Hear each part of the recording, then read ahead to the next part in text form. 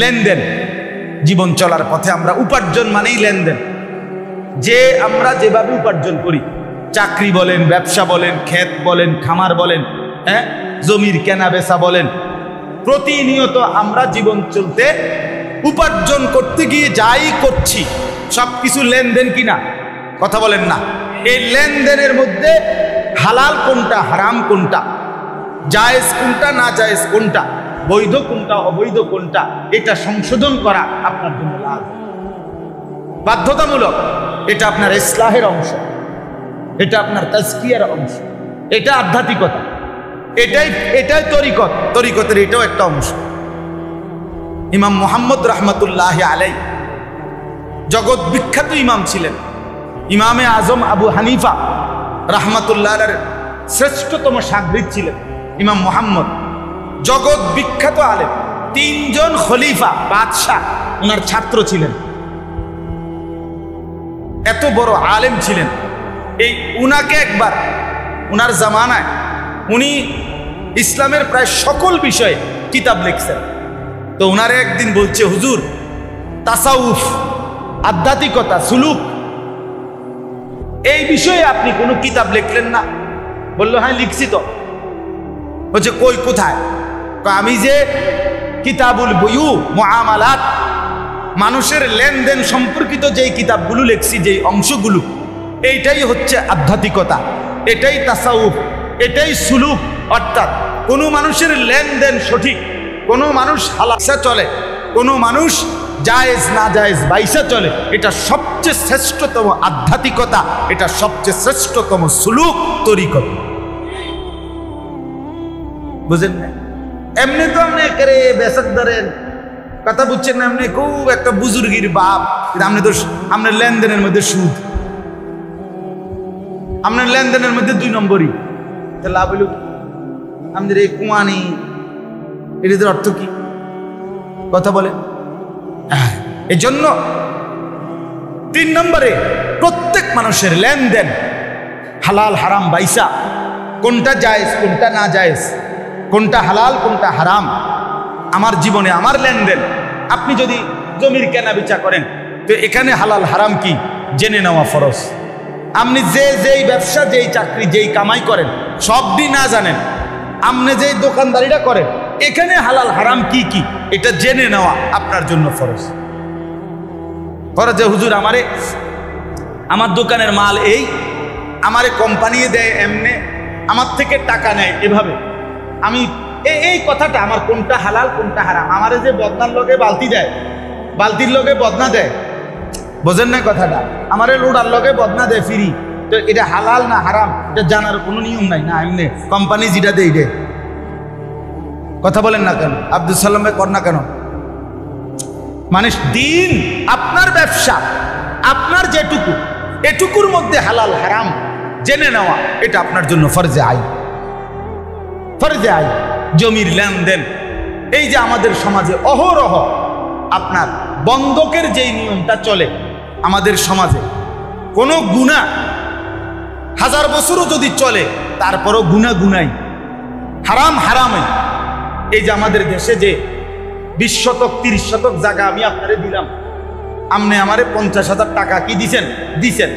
এর নিয়ম কি? বন্ধকের নিয়ম হইল, আমাকে দেশের নিয়ম হইল, যতদিন পর্যন্ত আমি এই টাকা শোধ করতে না পারবো, ততদিন পর্যন্ত ওই বেটা জমি এটা কি করে? চাষাবাদ করে ভোগ করে। এটা 100 হারাম, 100 হারাম, 100 হারাম, হারাম হারাম হারাম, হারাম বেটা। এটার থেকে যে টাকাটা কামাই খায়, হারাম খায়, শতভাগ হারাম। আপনি যদি বলেন, ওমা এই কথা তো আর শুনছিলেন না, আপনি শুনছেন, এটা আমার দেশ, আপনি শুনছেন না কেন? আপনি জিজ্ঞাসিলেন, কথা বলেন না কেন? আপনি জিজ্ঞাসা করছিলেন নি যে হুজুর আমি যে জমির এই লেনদেন করব, একজন মুফতি সাহেবের কাছে, আলেমের কাছে জিজ্ঞাসিলেন? যদি বলেন না জিজ্ঞাসি, উনি আমারে হালাল কইছে, তো হে হুজুর রে এখন আমরা কোন, তার বিচার আমরা মিললে করি। সেই হে হুজুর কেডা? ফয়েজ ভাই নাকি? বলেন, জিজ্ঞাসাই তো করেন না। আর রাখো হুজুরে, হুজুরের কথা ধরলে চলতো, সব কথা হুজুরের ধরে ফাটতা না। আরে বাপু পণ্ডিত মাতবুরি, হ্যাঁ, জিন্দিগি মানে চা দোকান, জীবন মানে বন বিড়ি, এই কদ্দুরি খাইয়া দাইয়া যাব জীবন কাটাইলে, এটাই জীবন। এই ভাত মাছ চাল ডাল ফাঙ্গাস তেলাফিয়া এই জীবন?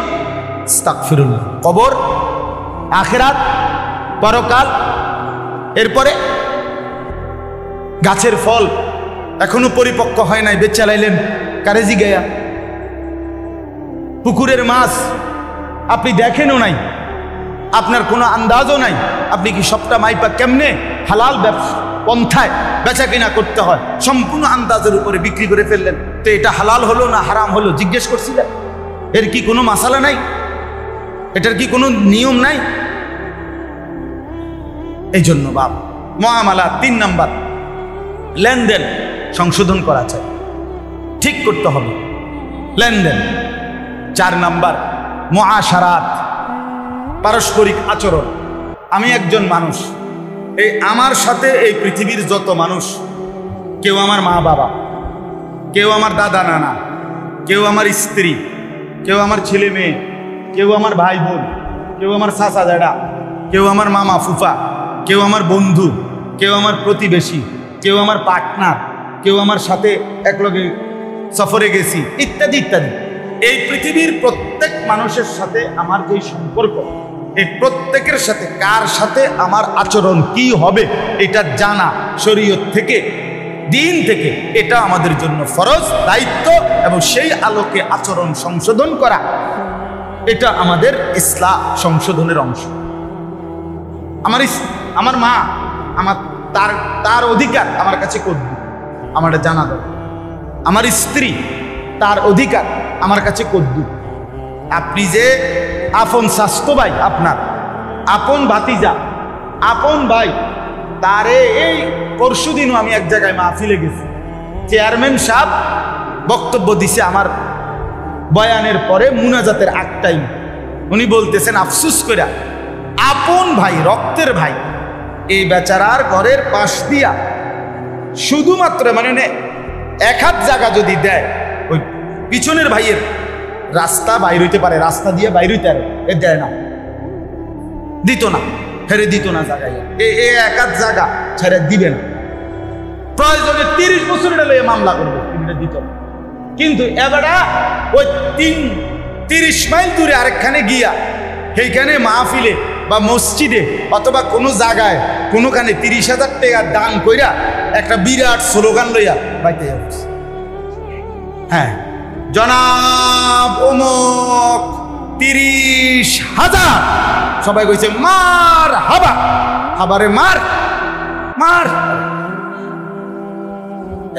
মাশাআল্লাহ, খুশিতে মার হাবা লইয়া আইয়া পড়ছে। ওই বেটার কপালে জুটে গেল, এখান থেকে বাড়ি চান্দিরাওয়ালার কপালে জুটে গেছে 30,000 টাকা। আপন চাস্তো ভাই, 1 বিঘত জায়গা, তারে 500 টাকা দিলে, তারে 10,000 টাকা দিলে তার ছেলেটার ফর্ম ফিল আপ হয়ে যাইত। কথা বুঝছেন না? তার মেয়েটার বড় একটু উপকার না, হাতের দিতাম না, দরকার হলে সাবাই আলাই দিন। এটা কি ইসলাম? এটা দিন? তাইলে কার সাথে আমার আচরণ, হক কদ্দুর, এটা জানা আছে, জানা আছে। বন্ধু পাবে কদ্দুর, বাবা পাবে কদ্দুর। আচরণ, নবীজি বলছেন কিয়ামতের আলামত, আতা আর রাজুলু ইমরাআতাহু, ব্যক্তি তার স্ত্রীর গোলামি করবে, ওয়া আক্কা উম্মাহু, মায়ের নাফরমানি করবে। নবীজি বলছে আকসা আবাহু আদনা সাদিকাহু, কিয়ামতের আলামত, বাবাকে দূরে সরিয়ে দেবে, বন্ধুকে কাছে টেনে।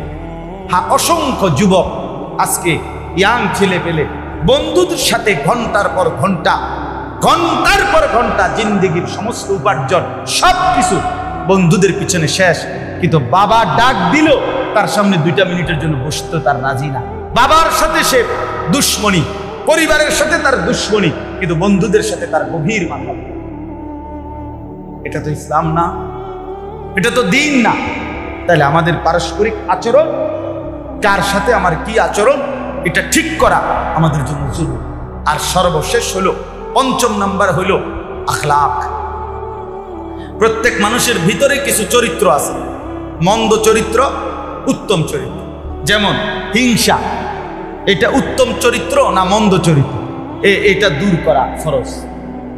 আবার মানুষের কল্যাণ কামনা করা, এটা উত্তম চরিত্র না মন্দ চরিত্র, এটা আনয়ন করা, নিজের মধ্যে এই মানসিকতা তৈরি করা, এটা আমার দায়িত্ব। কৃপণতা, এটা উত্তম না অপছন্দনীয়, এটা ত্যাগ করা। দানশীলতা, এটা উত্তম কিনা, এটা আন। এই জন্য প্রত্যেক মানুষের কিছু মন্দ চরিত্র আছে, সেগুলো সরানো, উত্তম চরিত্র আছে, সেগুলো আনা, এটাকে বলা হয় আখলাক। তাহলে কয়টা হইল? 5।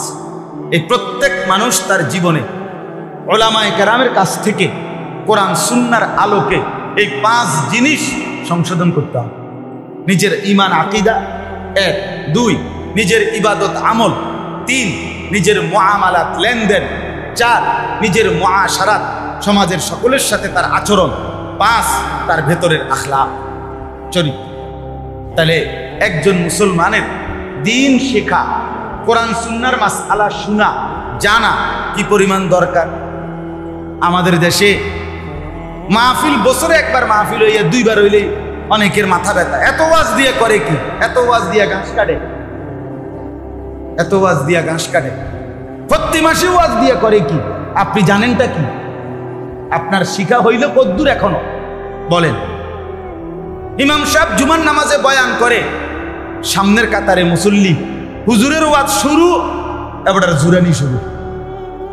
আপনি দেখলেন অসংখ্য মুসল্লি, আপনি চাইয়েন ইমাম সাহেবের বয়ান শুরু, এবার কি এরকম করে বর্ষি দিয়া মাছ ধরে। ইমাম সাহেবের ওয়াজ শেষ, এবার জুরানি শেষ। এবার আপনি যদি জিজ্ঞাসা করেন, চাচা আর জুরাইতেন না? বলবে জুরাইলাম হইলে, কিন্তু হুজুরে তো ওয়াজ শেষ করে দিছে, এটা হুজুরের দোষ। হুজুরে ওয়াজ থামাইলো কেন? হুজুরে যদি ওয়াজ চালু রাখতো তাহলে উনি আরো জুরাইল। তাহলে আপনি কি শুনলেন? দিন কি শিখলেন? বাপ, আমার অনুরোধ আপনাদের কাছে, আরেকটু কাজে লাগান হায়াত, জিন্দেগি আরেকটু কাজে লাগান। এত খামখেয়ালি মনে করেন, এত চালাক মনে করেন না বাপ, এত চালাক মনে করেন। ইসলাম শুধুমাত্র একটি আমল, 2টি আমলের নাম ইসলাম না, পুরা দিন মানার নাম ইসলাম, পুরা দিন মানার নাম মুসলমান। আখিরাতে রব্বুল আলামিনের কাছে পুরা দিন বুঝাই, ঘন্টা মিনিট সেকেন্ড হায়াতের বুঝাই। আল্লাহ তাআলা কোরআনে বলছেন, ফালা তাজলিমু ফীহিন্না আনফুসাকুম। বান্দা, মাস আমার, বছর আমার, সপ্তাহ আমার, দিন আমার, ঘন্টা আমার, সেকেন্ড আমার, মিনিট আমার, আমার দেওয়া সময়ে নিজের উপরে গুনাহ করে নিজের উপরে জুলুম করো না, নিজের বরবাদ করো না। আমি বান্দা সময় দিছি লম্বা, হায়াত দিছি লম্বা, কিন্তু আমি কসম বান্দা, আমি কিন্তু ছেড়ে দেব না। আমার সেকেন্ড, প্রতি সেকেন্ডের হিসাব আমি নেব, প্রতি মিনিটের হিসাব আমি নেব, আমার এই হিসাব দিতেই হবে। তুমি এটা তামসা মনে করো, বিকালবেলা এটা ফালতু টাইম, রাত্রেবেলা ভাত খাইবার পরে এটা বেহুদা টাইম, আপনি বইয়ে বইয়ে মোবাইল টিপবেন আর বেডি চাইবেন আর নাচ গান দেখবেন, এই সময়ের কোনো দাম নাই। এটা আপনার আব্বার সময়, হ্যাঁ সময়, এটা আপনার আব্বার, এটা আপনার দাদার সময়। সময় কার? আপনাকে জবাব দিতে হবে না? এই আয়াতটা শুনেন এইবার, তাইলে আমার কথা শেষ। এই আয়াত আল্লাহ তাআলা বলেন, ওয়াহুয়াল্লাযী জাআলাল লাইলা ওয়ান নাহারা, তিনি আল্লাহ যিনি বানিয়ে থাকেন আল লাইলা ওয়ান নাহারা, রাত এবং দিন। তাহলে রাত এবং দিন কে বানান? আল্লাহ। তাহলে প্রতি মিনিট, প্রতি সেকেন্ড পরিবর্তন করে কে? ইউকাল্লিবুল্লাহুল লাইলা ওয়ান নাহার। আল্লাহ বলেন, আল্লাহই রাত এবং দিন পরিবর্তন করে থাকেন, পরিবর্তন করে থাকেন। আল্লাহ বলেন, তিনি আল্লাহ যিনি রাত এবং দিন বানান, খিলফাতান, কিরকম বানান? পর্যায়ক্রম, ধারাবাহিক, বাই রোটেশন, একবার রাত একবার দিন। একবার রাত একবার দিন, একবার রাত একবার দিন। এর কোনো ব্যতিক্রম আছে? কথা বলেন, এর পরিবর্তন আছে? আপনাদের আমাদের কারো সুবিধার জন্য অসুবিধার জন্য একসাথে 48 ঘন্টা রাত থাকার সুযোগ আছে? 72 ঘন্টা দিন সুযোগ আছে কি কোনো? আল্লাহ বলেন অহুয়াল্লাযী জাআলাল লাইলা ওয়ান নাহারা খিলফাতান, তিনি আল্লাহ যিনি রাত এবং দিনকে বানান খিলফাতান মানে পর্যায়ক্রম, ধারাবাহিকভাবে, বাই সিরিয়াল, একবার রাত একবার দিন, একবার রাত একবার দিন। এখন প্রশ্ন হলো, আল্লাহ বলেন যে যদি আমাকে প্রশ্ন করো আল্লাহ আপনি রাত কেন বানান, আপনি দিন কেন বানান, এই সময় কেন দিলেন, এই হায়াত কেন দিলেন, জীবনের এই ঘন্টা মিনিট সেকেন্ডগুলো কেন বদলাচ্ছেন? আল্লাহ বলেন দুই উদ্দেশ্য। এক, লিমান আরাদা আন ইয়াযাক্কারা, যারা আমি আল্লাহকে স্মরণ করতে চায়, আমার জিকির করতে চায়, আমার বন্দিগি করতে চায়, আমার গোলামি করতে চায়, আমি তাদের জন্যই রাত বানাই, তাদের জন্যই দিন বানাই। কোনো সিটার বাটপার, কোনো সুদখোর ঘুষখোর হারামখোর, কোনো নাফরমান বেহায়া পাপী, খোদার কসম আল্লাহ বলেন এই সমস্ত সিটার বাটপারের জন্য আমি রাত দিন বানাই নাই, আমার গোলামি আমার বন্দিগি করে নেওয়ালা বান্দাদের জন্য বানাচ্ছি। وهو الذي جعل الليل والنهار خلفة لمن أراد أن يذكر, যারা যারা আমি আল্লাহর গোলামি করে, জিকির করে, আমাকে সেজদা করে, রাত যদি আমি না আনি আমার বান্দা তাহাজ্জুদ পড়বে কেমনে? সকালের সূর্য যদি আমি না উঠাই আমার বান্দা ইশরাক করবে কেমনে? দ্বীপ প্রহর যদি আমি না বানাই আমার বান্দা যোহর পড়বে কেমনে, আসর পড়বে কেমনে? সূর্য যদি আমি না ডুবাই মাগরিব হবে কিভাবে? এই জন্য রব্বুল আলামিন বলে সময় বদলাই, রাত আনি দিন আনি, সবগুলো ঘন্টা মিনিট সেকেন্ড আমি রব্বুল আলামিন আমার বন্দেগীর জন্য। লিমান আরাদা আন ইয়াযাক্কারা, যারা যারা আমি আল্লাহকে জিকির করতে চায়, স্মরণ করতে চায় তাদের। হ্যাঁ, দুনিয়ার অনেক মানুষ আয় মুসলমান, অল্প কিছু সম্পদের মালিক, দুই চারটা দুনিয়ার লাইনের কিছু পড়ালেখা করে শুদ্ধ কথা বলে। হুজুররা করে কি? মাদ্রাসায় হয় কি? মোল্লা মুন্সিরা করেটা কি? ওদের কাজটা কি? ওদের দ্বারা উপকার কি হচ্ছে দেশের জাতি? ওদের দ্বারা, আরে বেটা, ওদের দ্বারা পৃথিবীর স্বাভাবিক এই গতি, আসমান এবং এই জমিনের এই পর্যায়, রাত্র দিনের এই আবর্তন, আল্লাহকে যারা ডাকে, কোরআন যারা পড়ে, সেজদা যারা করে, খোদার কসম তাদের কারণেই পরিবর্তন হচ্ছে, তোমার বাপ দাদা 14 গোষ্ঠীর কারো কারণে নয়, গোলামির কারণে, সেজদার কারণে। আমার শায়েখ আল্লামা মুফতি মুশতাকুর নবী সাহেব হুজুর অনেক সময় বলে যে এই শহরে, মনে করেন ঢাকা শহর, এক শহরে এক রাতে যে পরিমাণ গুনাহ হয়, অসভ্যতা, নোংরামি, গান বাদ্য, নাচ গান, জিনা ব্যভিচার হয় রাত গভীরে, এক রাতেই আল্লাহর গজব ধ্বংস করে দেওয়ার কথা ছিল, কিন্তু রাতের 4টা বাজে, 3টা বাজে মাদ্রাসার হেফজখানার শত শত ঢাকা শহরের গলিতে গলিতে, ভবনে ভবনে রাতের 3:30, 4টা বাজে 8 বছরের 10 বছরের কিছু মাসুম বাচ্চা রাত গভীরে উঠা উজু কইরা মালিকের কোরআন নিয়া হাফেজ সাহেব হুজুরের কাছে সবক দেওয়ার জন্য পড়তে বসে।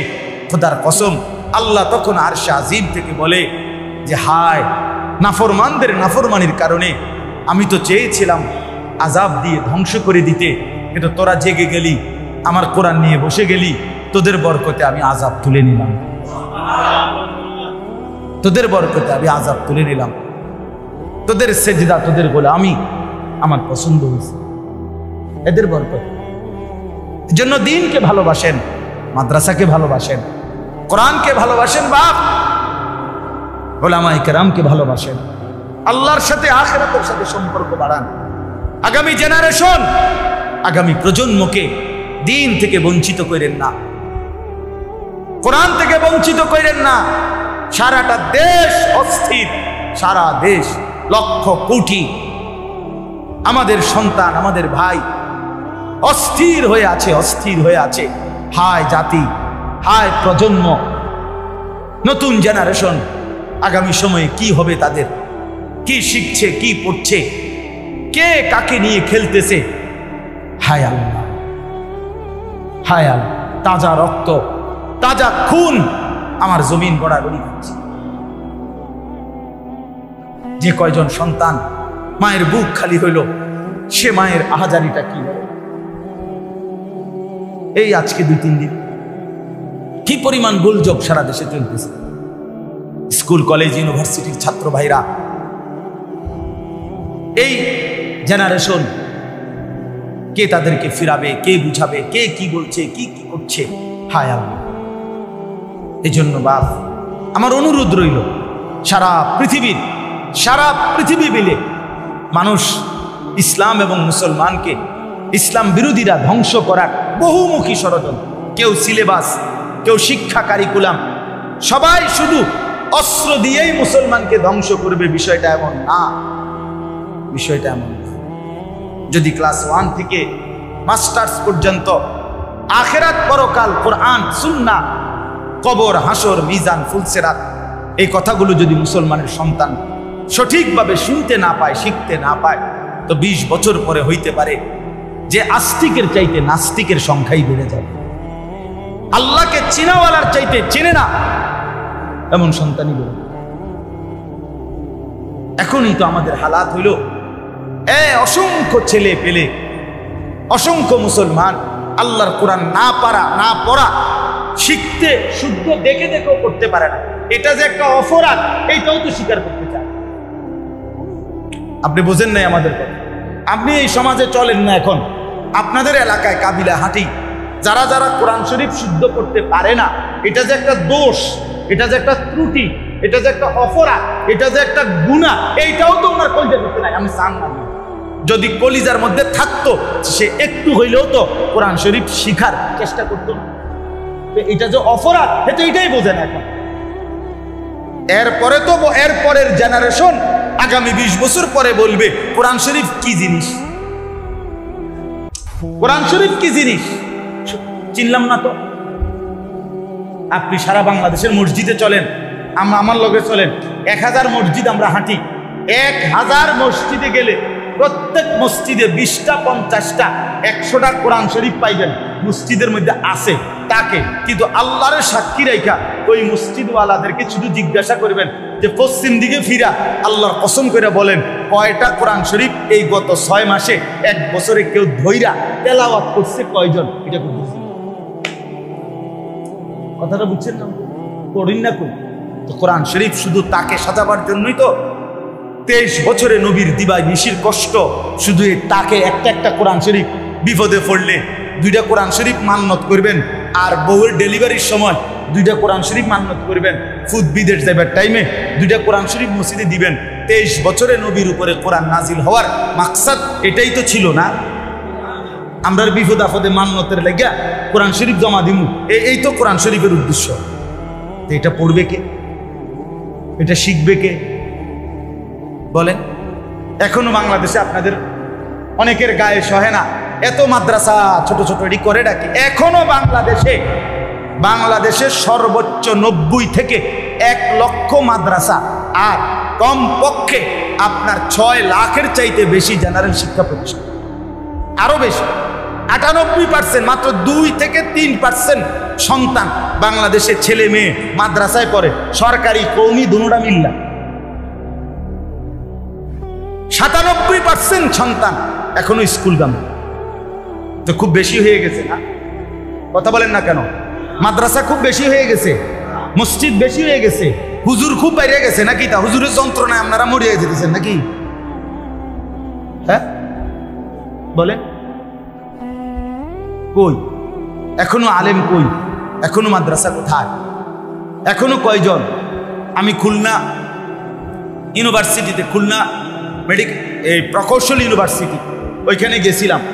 ওইখানের জমি, মানে খুলনা ইউনিভার্সিটির এই জমিটা 17 একর, 1700 শতক, 1 একর 100 শতক বাংলাদেশের কয়টা মাদ্রাসা মিলাইলে, কয় হাজার মাদ্রাসা একসাথে জায়গা মিলাইলে কাবিলা বাজারে যে নেসারিয়া মাদ্রাসার জমি মানে 1 একর তো নাকি 1000 শতক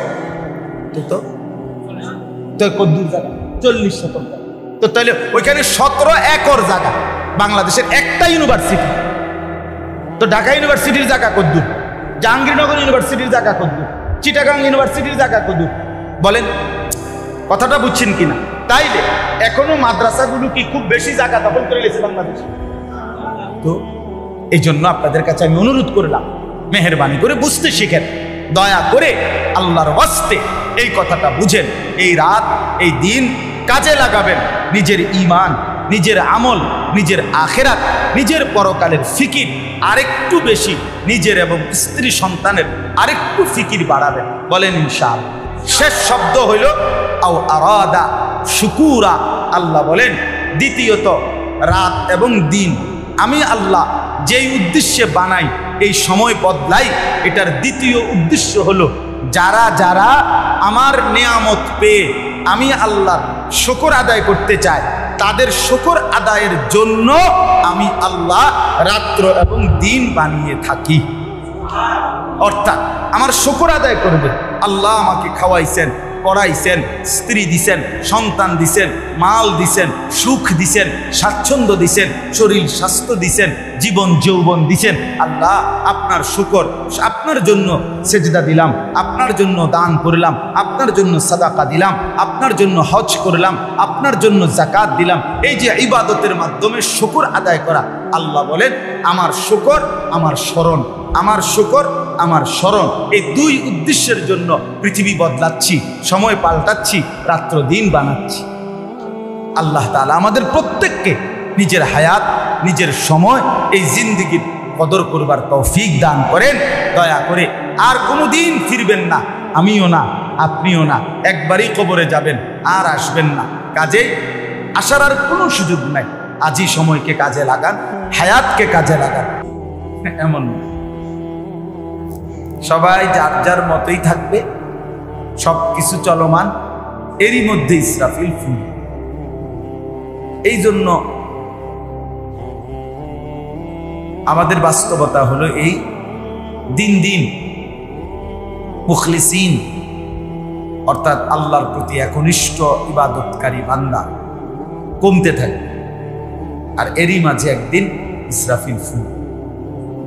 হাদিসের মধ্যে আছে, নবী সাল্লাল্লাহু আলাইহি ওয়াসাল্লাম ইরশাদ করেছেন, ইন্নাল্লাহা লা ইয়াকবিযুল ইলমা, নিশ্চয়ই আল্লাহ তাআলা ইলমকে, কোরআন সুন্নাহর জ্ঞান, ইনতিজাআন ইয়ানতাজিউহু মিনাল ইবাদ, বান্দার অন্তর থেকে ছিনিয়ে নেবেন না। ওয়ালাকিন ইয়াকবিযুল ইলমা বিকবজিল উলামা, বরং আল্লাহ তাআলা ইলম উঠিয়ে নেবেন ওলামায়ে কেরামকে উঠিয়ে নেয়ার মাধ্যমে। অর্থাৎ এমন হবে না যে একদিন, আজকে বুধবার, 10 লক্ষ আলেম পৃথিবীতে আছে, কালকে বৃহস্পতিবার, ওই মানুষগুলো আছে কিন্তু তাদের ভিতরের ইলম এটা নাই, এমন না। বরং আল্লাহর নবী বলেন ধীরে ধীরে ওলামায়ে কেরাম আল্লাহ তাআলা উঠিয়ে নেবেন। আস্তা আলেম, কোরআন সুন্নাহর জ্ঞান, আমলওয়ালা, মুত্তাকি, ওই মানুষটাই ধীরে ধীরে হারিয়ে যাবে, কমে যাবে। আল্লাহ তাআলা উপযুক্ত আলেম আর বানাবেন না, আর এর দ্বারাই ইলম শূন্য হয়ে যায়, ইলম শূন্য হয়ে যায়। আমি যেমন একটা ছোট্ট উদাহরণ দিই। আপনাদের হুজুর উনি বললেন, এখন উনি আজকে 37 বছর এখানে। এই এখনকার যেই প্রজন্ম, এই এখন যারা নতুন জেনারেশনের উঠতি বয়সের আলেম ও হুজুরও, আপনি তাদের সাথেও যদি কথা বলেন রীতিমতো অবাক হয়ে যাবেন যে উনি 3 বছরে জায়গা বদলাইছে কয়, বুঝেন নাই? এখনকার অনেক, সবাই না, অনেক, এই রীতিমতো অবাক হয়ে যাবে। আমার আব্বা কুমিল্লা শহরে ঠাকুরপাড়া বড় মসজিদ বলে, ওইখানে আমার আব্বা 43 বছর এক টানা এক মসজিদে ইমাম দিচ্ছে। ওই ইমাম অবস্থায় আব্বা ইন্তেকাল হয়েছে বাসা, একই মসজিদ, একটাতেই ঢুকছে, জিন্দিগি এখানেই শেষ হয়েছে, আব্বা স্বাভাবিক ইন্তেকাল হয়েছে। কিন্তু এখন এটা খুব কম, খুব কম, শুধু বদলায়, শুধু বদলায়, শুধু মনের জন্য লবণ চায়। অর্থাৎ দিন দিন এলেমের কাহাত, দুর্ভিক্ষ, কোরআন সুন্নাহর জ্ঞানেরও অভাব বাড়ছে। আল্লাহ নবী সাল্লাল্লাহু আলাইহি ওয়াসাল্লাম বলেন, ধীরে ধীরে আল্লাহ তাআলা উলামায়ে কেরাম কমিয়ে এলেম কমায় ফেলে। ফলে কি হবে? ইত্তাখাযান নাসু রুউসান জুহালান, এক পর্যায়ে মানুষ কিছু মূর্খ মানুষকেই নিজেদের ধর্মীয় নেতা, ইমাম বানায় ফেলে। এরপরে তাদের কাছে দ্বীনি ইলমের বিভিন্ন বিষয়ের মাসআলা ফাসুইলু, তাদেরকে জিজ্ঞেস করবে, ফাআফতাউ বিগাইরি ইলমি, এবং ওরা না জেনে না বুঝে পূর্ণাঙ্গ ইলম ছাড়া ফতোয়া দিবে, সিদ্ধান্ত দিবে। ফাযাল্লু ওয়া আযাল্লু, ফলে তারাও গোমরাহ হবে, জনসাধারণকেও গোমরাহ করে দিবে। তাইলে দিন দিন যত বাড়বে এভাবেই হবে। অর্থাৎ মানুষ যাকে তাকেই মাসআলা জিজ্ঞেস করবে, যাকে তাকেই সিদ্ধান্তদাতা মনে করবে। উপযুক্ত আলেম, কোরআন সুন্নাহর যথোপযুক্ত জ্ঞানী, তার দ্বারস্থ হওয়া, তার কাছ থেকে জিজ্ঞেস করে একটু কষ্ট করে জেনে নেওয়া, এই মানসিকতা দিন দিন কমে যাচ্ছে। সবাই ফতোয়া দিচ্ছে, সবাই সিদ্ধান্ত দিচ্ছে, সবাই মন মতো। বিশেষ করে এই মোবাইল ফেসবুকের জামানা, যার কাছে একটা বড় মোবাইল আছে উনি একজন মুজতাহিদ, উনি একজন পণ্ডিত, উনি একজন মুফতি, উনি একজন দেশ জাতি সমাজ বিশ্লেষক, উনি গোটা পৃথিবীর সকল বিষয়ের পরামর্শদাতা, উনি রীতিমতো বুদ্ধিজীবী, মানে বুদ্ধির সাগর, বুদ্ধির পাহাড়। দেখে এই ইয়াং বয়সী যারই মোবাইল আছে তার কাছে বুদ্ধি আছে, মানে বিভিন্ন কিছু জাতিকে বুদ্ধি পরামর্শ সরবরাহ করতেছে। তো নিজের চেহারা, সুরত, নিজের ইমান, আমল, জিন্দিগি, তার কোনো খবরও নাই, হদিস, শুধু মানুষকে বুদ্ধি দিচ্ছে। নিজের যে পরিবর্তন দরকার, নিজের সংশোধন দরকার, এটার প্রতি খুব বেশি গাফলত আমারও আপনারও, বেশিরভাগ মানুষ। এই যে ইসলাহি মজলিসের মূল একটা মাকসাদ এইটা। ইসলাহি মজলিস মানে কি? ইসলাহে নফস, ব্যক্তির সংশোধন, আত্মসংশোধন, নিজের পরিবর্তন, নিজেকে সাজিয়ে তোলা, নিজেকে গড়ে তোলা, নিজের জীবন সাজানো। বিশ্বাস করেন এটা হলো ইসলাহি মজলিসের মূল মাকসাদ। এক বসাতে 1 ঘন্টার বয়ানে আমাদের কিছু মানুষের অনেক সময় মানসিকতা হলো এই, যেই কোনো হুজুর যদি কোনো কথা বলে, ওয়াজ করে, নসিহত করে, 1 বসাতেই উনি সব কিছু কইতে, ঘর পরিবার, নিজের দেশ জাতি রাষ্ট্র, ইসলাম প্রতিষ্ঠা, সব কিছু কইয়া শেষ করলে তো, নাইলে বলবে যে এটা বললো না, আরেকজনে বলবে ওইটা বললো না। কিন্তু 1 বসাতে, 1 বৈঠকে, 1 ঘন্টাতে কি পুরা 23 বছর ইসলাম পেশ করা, নবীজির পুরা ইসলামটা 1 ঘন্টাতেই পেশ করা, এটাই তো দায়িত্ব নাকি? এটাই নিয়ম না? এটাই যদি নিয়ম হয়তো তো নবীজি 23 বছর লাগাইলেন কেন? তিনি তো 1 বসায় শেষ করা উচিত ছিল, ঠিক কিনা বলেন না? আমি এই বছর হজে, তো হজ্জের 3 দিন আগে আমারে অন্য একটা কাফেলায়, অন্য এজেন্সির 3 এজেন্সি মিলে হাজিদের জন্য ওনারা ওনাদের হোটেলে বয়ান, হজের প্রশিক্ষণের উপরে, মক্কা শরীফ, আর 2 দিন পরে হজ। প্রশিক্ষণের ব্যবস্থা করছে। তো আমারে দাওয়াত দিছে যে হুজুর আপনি প্র্যাকটিক্যাল হজের কিছু বিষয়াদি নিয়ম কানুন এগুলো শিখাবেন, বলবেন। আসরের নামাজের পরে আমি প্রায় 1.5 ঘন্টার উপরে বয়ান করছি, এই হজ্জের যাবতীয় কথাবার্তা নিয়ম কানুন সব বলছি। তো বললাম আপনাদের কারো কোনো প্রশ্ন আছে কিনা বুঝার। এক ভদ্রলোক দাঁড়াইয়া আমার বলল খুব শুদ্ধ ভাষায় যে হুজুর ইসলাম প্রতিষ্ঠার ব্যাপারে কিছু বললেন, এতক্ষণ বক্তব্য। আমি রীতিমতো বললাম চাচা এটা কি বললেন, আপনি বুঝলেনটা কি, শুনলেনটা কি, আপনার মাথারটা কি? এইটা হজ্জের প্রশিক্ষণ, 2 দিন পরে হজ। আমরা আছি এখন মক্কার হোটেলে, আমারে আনছে এখানে হজ্জের বিষয়টাকে 5 দিনের যা যা এগুলো বলার জন্য। আমি বুঝি এখানে এই সৌদি আরব মক্কা শরীফ আমরা হোটেলে এনে বৈশা ইসলাম প্রতিষ্ঠার কথা বললাম না কেন? তো এইটা কি, এই যে হজ এটা অন ইসলামিক কার্যকলাপ নাকি? এটা কি বুঝলেন? মানে এই যে মাথা মানসিকতা, এক একজন এক একটা মাথার মধ্যে আগে ঢুকাইয়া রাখছে, আর তার খেয়াল হইলো এইটা কয়নি, এটা যদি কয় হয় ঠিক, বুঝেন না? একজনে বলবো এখানে বৈশা ইনশা, আরেকজনে বলবো, শ্রোতারা বলবো আল্লাহ, দুইজনে মিললে কয় ইনশাআল্লাহ, বাগাবাগি বাগাবাগি করে ইনশাআল্লাহ। ফলে কি দাঁড়াইলো, বক্তা সাহেবেরও ইনশাআল্লাহ হয় নাই, শ্রোতা সাহেবেরও ইনশাআল্লাহ হয় না। কারণ উনি তো কইছে ইনশা, হাবড়ারা কইছে কি আল্লাহ, তো তো ইনশাআল্লাহ কই হইল না? ওনা ইনশাআল্লাহ পুরা কইল না, শ্রোতা ইনশাআল্লাহ কি, উনি কইল ইনশা, হেরা কইল কি? তো এটা ইনশাআল্লাহ হইছে, আমার ইনশাআল্লাহ পুরা হইছে, আপনাদের ইনশাআল্লাহ পুরা হইছে।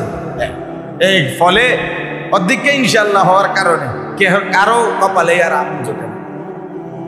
এই জন্য বাপ আমি মূলত কাউকে বিদ্রুপ করা মাকসাদ না, বুঝাইতে চাচ্ছি বাস্তবতা হলো ইসলাহি মজলিসটা কি।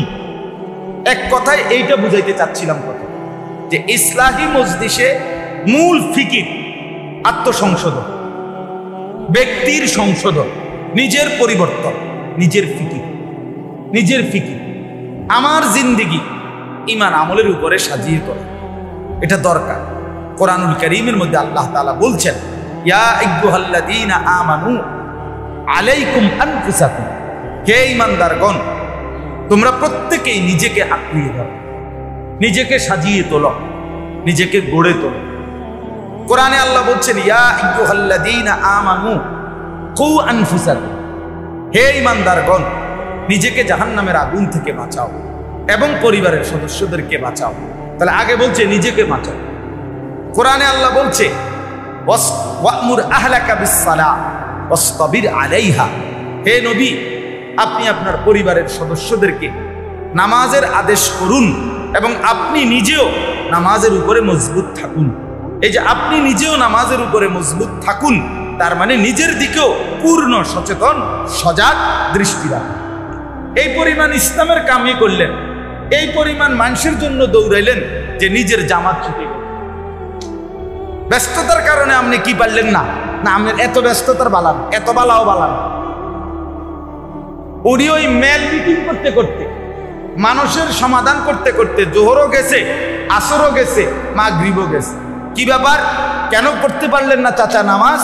যে মানব সেবার কারণে, জনদরদি। উনি মানুষের সেবা করতে গিয়া নিজে পেশাবের উপরে দাঁড়াইয়া আরেকজনের গোসল করায়, আরেকজনের পবিত্র করায়। কিসের উপরে দাঁড়াইয়া? নিজে দাঁড়ায় রয়েছে কিসের উপরে? পেশাবের উপরে। অর্থাৎ নিজের বেখেয়াল করে, নিজেরে বরবাদ করে অপরের উপকার। এটা আপনারে কে বলছে? এটাকে দিন বলল কে? এই জন্য দয়া করে ইসলাহে নফস, আত্মসংশোধন এটা জরুরি। এটা 1 নম্বর ডিউটি, প্রথম ডিউটি। আপাদমস্তক নিজের জিন্দেগি সাজিয়ে তোলা, গড়ে তোলা, এটা ফরজে আইন। ফরজে আইন, এটা বাধ্যতামূলক ডিউটি। একজন মুসলমান নিজেকে সাজাইতে হবে, নিজেকে গড়তে হবে, নিজের ঈমান ইসলাম শতভাগ ঠিক করতে হবে। একজন মুসলমান নিজের সংশোধন করবে কয় বিষয়ে? 5 বিষয়। কয় বিষয়ে? 1 নাম্বার ঈমান আকীদা, যেটাতে আকীদা বলি আমরা। আমার ঈমান যে বিষয়ের উপরে ঈমান আনতে হয়, যে সমস্ত বিষয়ের আকীদা পোষণ করতে হয়, এটা আমার ঠিক করতে হবে। আমার ঈমানের মধ্যে যেন কোনো কুফর না আসে, শিরিক না আসে। কুফর এবং শিরিক থেকে মুক্ত ঈমান, আকীদা ঠিক করা, ঠিক রাখা, এটা আপনার সংশোধন, নিজের ঠিক করা, এটা জরুরি। 2 নম্বরে ইবাদত। আমার উপরে যতগুলো আমল, ওযু, গোসল, নামাজ, রোজা, হজ, যাকাত, জিকির, তেলাওয়াত, তাসবিহ, তাহলিল, দান, সাদাকা, ঈদ, কুরবানি, যত কিছু আমল ইবাদত, এই আমলগুলো বিদআত মুক্ত, কুসংস্কার মুক্ত, আল্লাহ এবং তার রাসূলের খেলাফ থেকে মুক্ত, এরকম হচ্ছে কিনা সহি সঠিক, এটা সংশোধন করতে হবে, ঠিক করতে হবে, ঠিক করতে হবে। আপনি নামাজ তো পড়েন ঠিক, কিন্তু সূরা কেরাত অশুদ্ধ। আপনি নামাজ তো পড়েন ঠিক, কিন্তু রুকু সেজদা ঠিক মতো হয় না। আপনি নামাজ তো পড়েন ঠিক, কিন্তু সেজদা দিলে পিছন দিয়া 2 পাও উঠতে যায়। আমি নিজে দেখছি বহু মানুষ 2 ঠ্যাং পিছিয়ে দিয়া উঠতে যায়। যার 2 ঠ্যাং উঠে যায় একসাথে, তার নামাজ হয় না, হয় না, হয় না, দৈন্তান না। আপনার নামাজ কিচ্ছু গোড়ার ঘাস হয় না।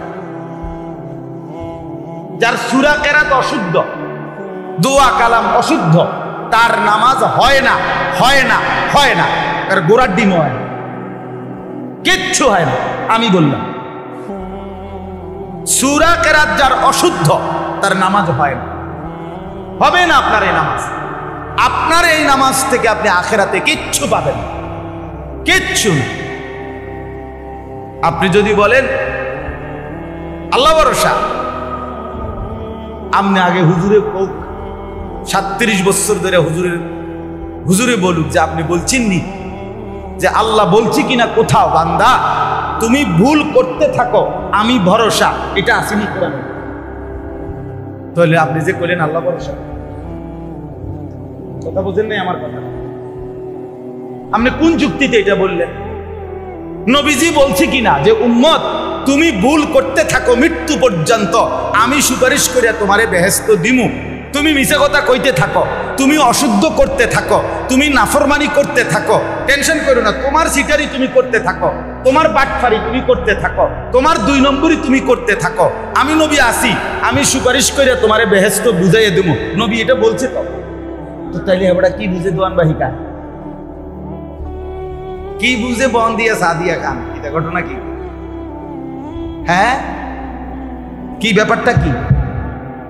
মানুষে না দেখে আপনি নামাজ পড়েন, আপনার মনে না আপনি একটা সান্ত্বনা নিলেন আর আপনি নামাজ পড়েন, কিন্তু আপনার যদি তাব্বাতিয়াদা ভুল হয়, কুল হুয়াল্লাহু আহাদ ভুল হয়, রুকুর তাসবিহ সাজদার তাসবিহ ভুল হয়, আত্তাহিয়াতু ভুল হয়, দোয়ায়ে কুনুত ভুল হয়, তো আপনার নামাজ কি হলো?